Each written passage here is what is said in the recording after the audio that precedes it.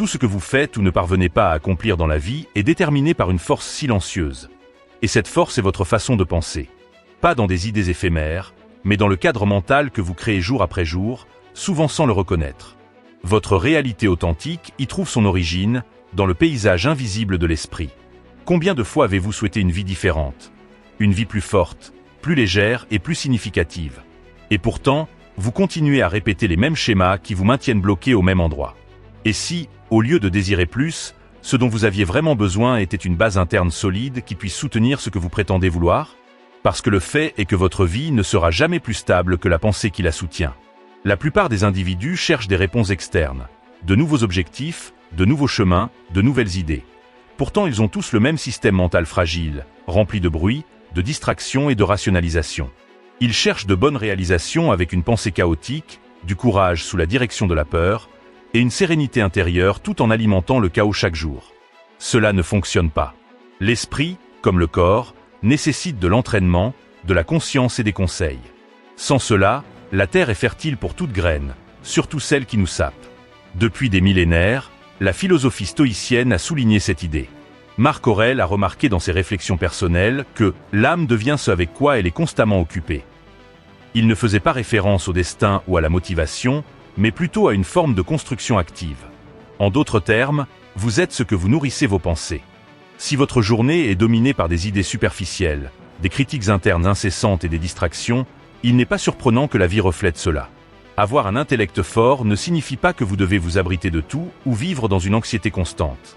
Cela implique d'être conscient de ce qui entre dans votre esprit, de ce que vous vous répétez, et des types de pensées que vous laissez se former à l'intérieur. Cela implique de cesser d'être un passager dans vos propres pensées et de prendre le volant à la place. Le stoïcisme ne fournit pas de solution toute faite, mais il démontre que la force mentale se gagne par l'effort, la discipline et la décision. Si cette introduction vous a déjà fait reconsidérer la façon dont vous prenez soin de votre santé mentale, abonnez-vous à la chaîne. Ce forum est destiné aux personnes qui souhaitent sortir du pilote automatique et penser avec plus de clarté, de but et de courage. Parce que votre style de pensée façonne la vie que vous menez au quotidien. Et si l'esprit est faible, aucun effort extérieur ne peut survivre longtemps. Votre esprit est de la terre. Un sol fertile, influx et adaptable, mais aussi dangereux s'il est laissé au hasard. L'aspect le plus intrigant est que, contrairement à une plantation typique, rien n'a besoin d'être planté intentionnellement pour que quelque chose y pousse. Il suffit de ne pas s'en occuper. Acceptez-le simplement. Il suffit de laisser la terre à découvert. Cela sera rapidement envahi par des mauvaises herbes qui consomment l'espace, la lumière et la vitalité au détriment de ce qui est vraiment important. Ce que vous pensez chaque jour prend racine. Chaque notion que tu répètes est une graine. Chaque sentiment que tu cultives est une forme d'engrais. Et, que cela vous plaise ou non, vous cultivez quelque chose. Cela pourrait signifier pouvoir, discipline ou clarté. Cependant, cela peut aussi être la peur, l'insécurité, la colère ou la distraction. Tout dépend de ce que vous laissez germer. La plupart des gens supposent que leur souffrance est causée par leurs circonstances. Mais ce n'est pas tout à fait comme ça. Ce qui nous affaiblit vraiment, ce n'est pas ce qui se passe à l'extérieur, mais ce que nous créons en nous-mêmes. La manière dont nous comprenons, réagissons et traduisons les événements en croyances. Le même incident peut ruiner une personne tout en renforçant une autre. Et ce n'est pas de la chance, c'est une attitude. Sénèque a un jour remarqué que aucun vent ne souffle en faveur de celui qui ne sait pas où il va. Et, en vérité, si vous n'êtes pas conscient de ce que vous développez dans votre esprit, vous serez emporté par n'importe quelle idée, envie ou distraction. Le manque de direction transforme le riche champ de l'esprit en un endroit abandonné où n'importe quel déchet peut croître sans entrave. Faites attention à ce que vous ingérez. Ce que vous lisez, ce que vous écoutez, avec qui vous parlez, ce que vous regardez et à quoi vous participez. Tout cela est semence. Et ils trouveront un endroit pour s'enraciner et grandir. Un reportage terrifiant, une discussion empoisonnée, une comparaison injuste faite en parcourant votre page.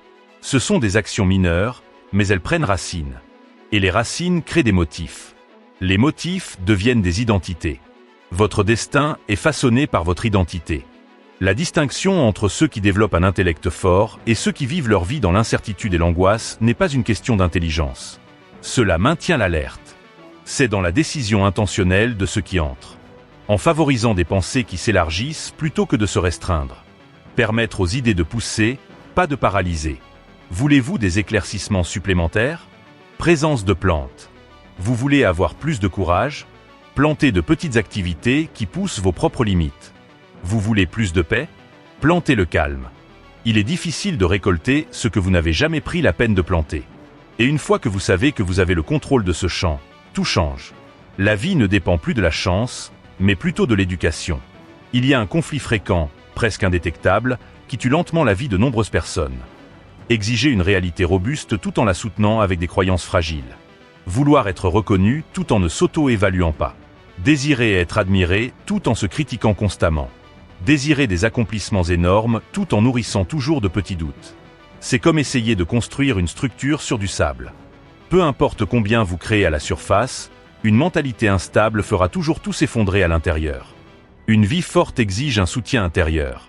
Et cela commence par ce que vous vous permettez de penser. Parce que tout ce que vous laissez souvent traverser votre esprit finit par faire partie de qui vous êtes. Les pensées ne restent pas vagues. Elles deviennent des émotions, des décisions, des attitudes et des habitudes. Ensemble, ils façonnent votre univers. Beaucoup de gens sont gouvernés par leurs émotions. Ils se lèvent et la première chose qu'ils font est de vérifier leur téléphone, se noyer dans des informations insignifiantes, comparer leur vie à celle des autres, se laisser distraire et participer à des discussions mentales inutiles. Ils reconnaissent que la journée a déjà été envahie par la tension, l'anxiété et la culpabilité. Néanmoins, ils s'attendent à ce que cet intellect accablé soit capable de produire quelque chose de substantiel, de valable et d'incroyable. Marc Aurèle, sous le poids de gouverner un empire et de faire face à diverses crises, ne cherchait pas de réponse auprès d'autres sources. Il s'écrivait tous les jours pour renforcer ses propres principes. Il a réalisé que si son intellect se brisait, tout le reste s'effondrerait. Il savait que la clarté intérieure n'est pas un choix, c'est la base. Tu ne peux pas agir avec puissance si tu penses en faiblesse. Vous ne pouvez pas rester ferme si vous cédez à chaque idée négative qui surgit. Vous ne pouvez pas acquérir de stabilité en vous disant psychologiquement que vous êtes incapable, que vous ne méritez pas, et que vous ne pouvez pas réussir. Chaque concept a un poids. Et si vous vous habituez à porter des pensées faibles, elles vous alourdiront. L'intellect faible s'insulte facilement. Réagit sans réfléchir. Cherche l'affirmation. A peur de faire des erreurs. Comparez-vous. Abandonne à la première indication d'opposition. Et tout cela, bien que cela semble normal, est ce qui limite l'amélioration à long terme. Non pas à cause d'un manque de compétences, mais à cause d'un manque d'organisation. Entraîner l'esprit est un processus. Cela nécessite de la discipline, de la conscience et de l'intention. Cela commence par des décisions simples. Comment vous réagissez à quelque chose que vous n'aimez pas, comment vous percevez un obstacle, et comment vous vous parlez après un échec. Faire taire le bruit intérieur et écouter uniquement ce qui vous élève vraiment. C'est ce que signifie la force mentale. Vous pouvez même faire des choses avec un esprit affaibli. Mais cela ne durera pas. Parce que tout ce qui se développe plus vite que vous ne pouvez suivre finira par se retourner contre vous. La fondation emporte toujours le coup. Alors, avant de tenter le prochain objectif, étape ou défi, demandez-vous si mon esprit est prêt à soutenir ce que je souhaite construire. Parce que si ce n'est pas le cas, la première étape peut être de renforcer les fondations plutôt que d'aller de l'avant. Avez-vous déjà réfléchi à la fréquence à laquelle vous cherchez à l'extérieur ce que vous comprenez déjà à l'intérieur? Combien de fois avez-vous demandé à quelqu'un quoi faire alors qu'au fond de vous, vous connaissiez déjà la réponse?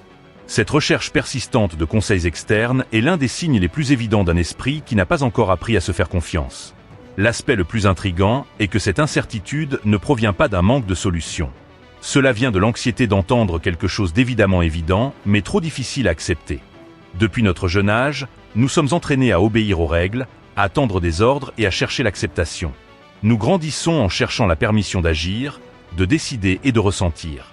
Quand nous grandissons, nous continuons à nous fier aux mêmes choses, mais de manière plus sophistiquée.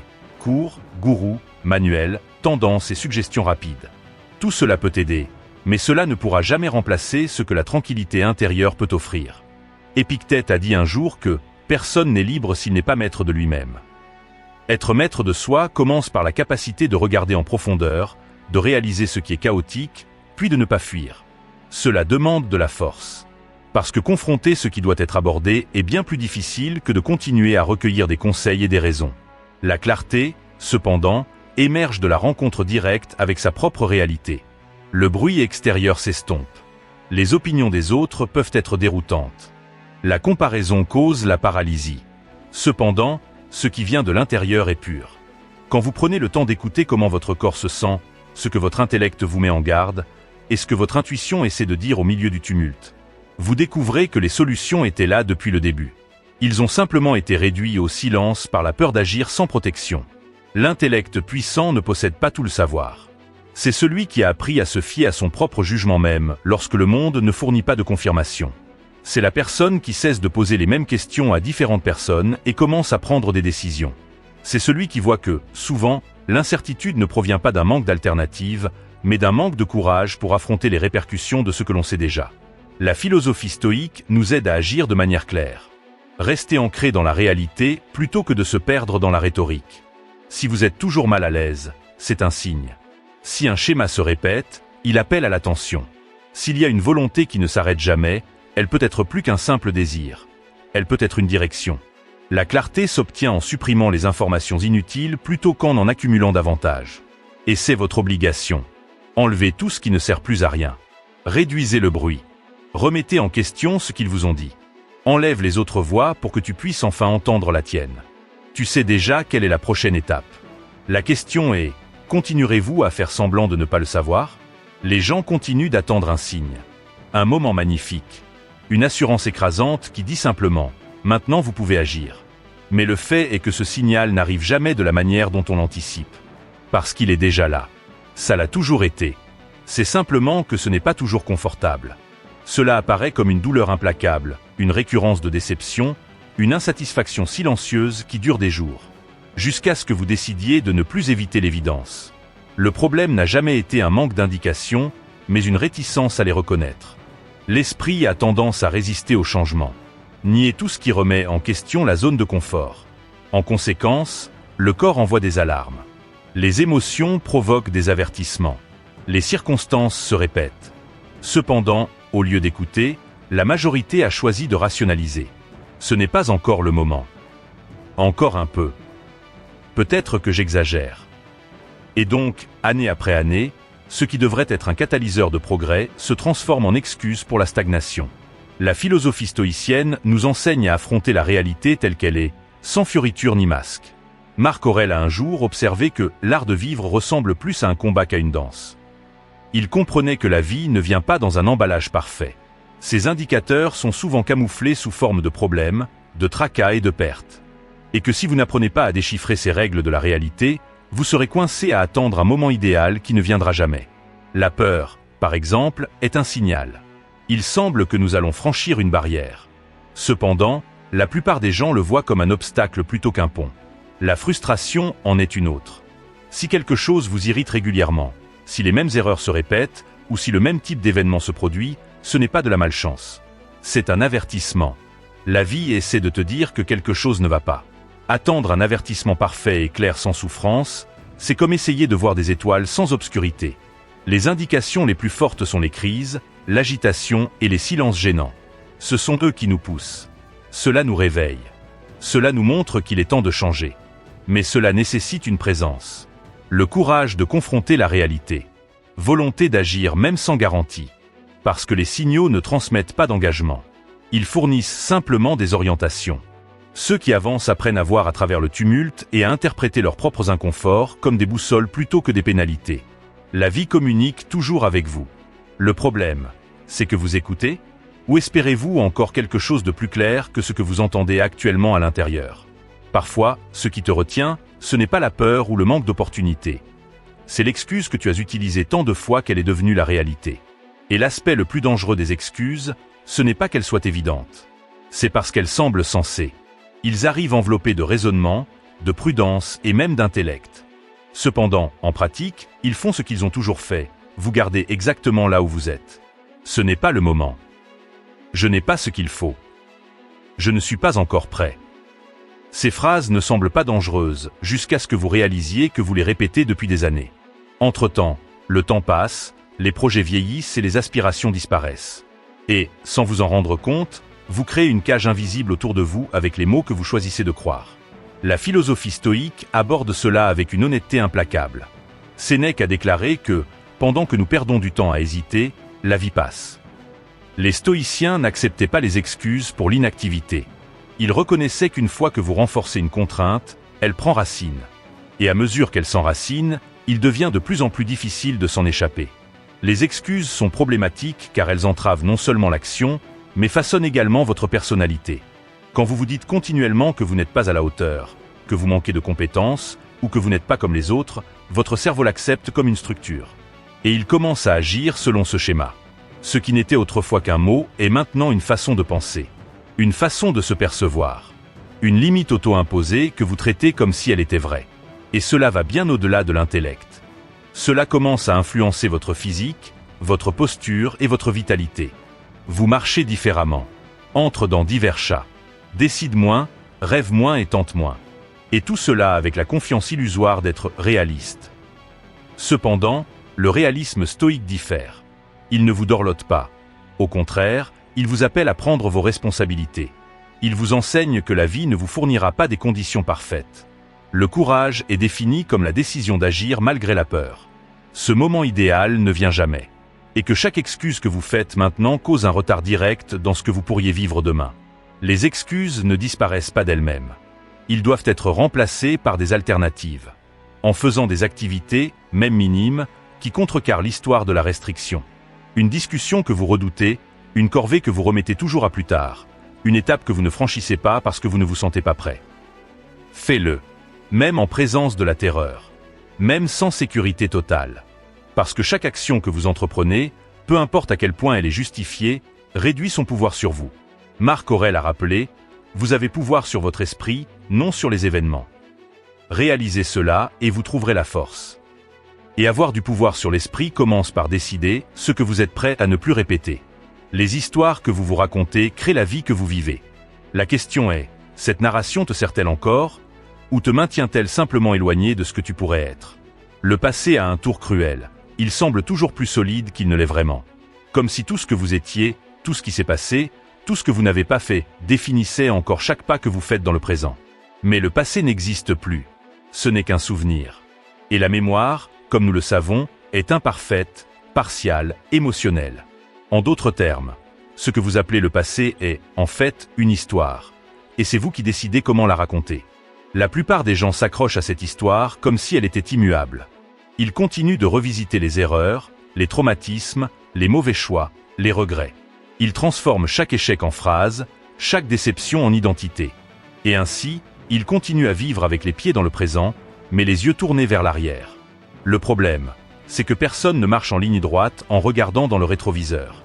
La philosophie stoïcienne traite le passé avec une clarté brutale. Marc Aurèle a dit « Ce qui est passé appartient à la mort ». Pas dans le sens du déni, mais de la libération. Les stoïciens comprenaient que revivre constamment ce qui ne peut plus être changé, c'est gaspiller ce qui peut encore être vécu. C'est donner de l'énergie à ce qui a déjà rempli son rôle. Vous n'êtes pas ce qui vous est arrivé. Vous êtes ce que vous faites de ce qui s'est passé. La douleur qui reste, l'erreur que vous avez commise, le temps que vous avez perdu. Tout cela peut être un enseignant ou une prison. Cela dépend de la lentille que vous choisissez d'utiliser. Le stoïque regarde en arrière uniquement pour apprendre, jamais pour se punir. Et voici la clé. Le passé n'a aucun pouvoir réel sur le présent. Il n'a d'influence que si vous continuez à lui accorder de l'attention, du poids et du sens. Si vous répétez mentalement ce qui aurait déjà dû être mis de côté. Si vous insistez pour porter la culpabilité et les vieilles histoires comme s'il s'agissait de médailles d'identité. Mais ce ne sont pas. Ce sont des chapitres. Partie de la construction, pas la définition de ce qui vous attend. Chaque fois que vous vous accrochez à un souvenir douloureux sans en tirer de leçon, vous alimentez le même cycle. Vous renforcez la même douleur. Cela dit à votre cerveau que cela compte encore. Plus que le présent. Et le présent est tout ce qui existe vraiment. La force mentale naît au moment où vous décidez de ne plus consulter le passé comme s'il était le juge de votre capacité. La vie ne vous demande pas d'effacer l'histoire, mais d'écrire la prochaine page. Et elle ne peut être écrite que si vous avez les mains libres. Sénèque a enseigné que aucun bien ne peut venir à un homme qui continue de penser à ce qu'il a perdu. Et cela s'applique au temps, aux personnes, aux opportunités, aux anciennes versions de soi-même. Rien de tout cela ne revient. Mais tout peut être utile. Tant que vous arrêtez de vivre en fonction de ce qui a déjà été et commencé, en fait, à vivre à partir de ce qui est. Le passé, peu importe son importance, n'a pas le pouvoir de te paralyser, à moins que tu ne lui remettes ce pouvoir. La question qui reste est, que faites-vous du présent pendant que vous insistez pour vous justifier avec le passé? La voix la plus influente dans votre vie n'est ni celle de votre patron, ni celle de votre famille, ni celle du monde qui vous entoure. C'est la vôtre. Celui qui résonne silencieusement dans ta tête, chaque jour. La façon dont vous vous appelez, comment vous vous exigez, comment vous vous soutenez ou vous vous sabotez. Ce dialogue interne, souvent automatique, est la fondation invisible de tout ce que vous vivez. Pensez Y. Combien de fois avez-vous échoué avant même d'essayer? Combien de décisions avez-vous reportées parce que vous vous étiez déjà dit que vous étiez incapable? Combien d'opportunités as-tu ignorées parce que tu avais déjà décidé, en toi-même, que tu n'étais pas prêt? Ce qui t'a arrêté, ce n'était pas le monde. C'était le récit que tu croyais sur toi-même. Le cerveau est plastique, influençable, entraînable. Et la façon dont vous vous parlez façonne les connexions qu'il renforce. Si vous vous répétez chaque jour que vous ne pouvez pas le faire, que vous avez peur, que les autres sont meilleurs, que c'est trop tard, vous le croirez. Et, en y croyant, il filtrera la réalité en fonction de cela. Il verra plus d'obstacles que de portes. Vous réagirez avec plus de doutes que d'initiatives. Il cherchera des preuves que vous ne pouvez pas, et il les trouvera. Mais cela fonctionne aussi dans l'autre sens. Quand vous décidez de changer la façon dont vous vous traitez, tout commence à changer. Pas parce que la réalité s'est magiquement transformée, mais parce que vous avez cessé d'être votre propre pire ennemi. Quand la voix en vous commence à dire « je suis capable », c'est difficile, mais je peux le gérer, je mérite d'essayer encore une fois, votre comportement y répond. Votre posture change. Ton regard change. Votre courage grandit. Épictète disait que « nul homme n'est libre s'il ne se commande pas lui-même ». Et ce commandement commence par des mots.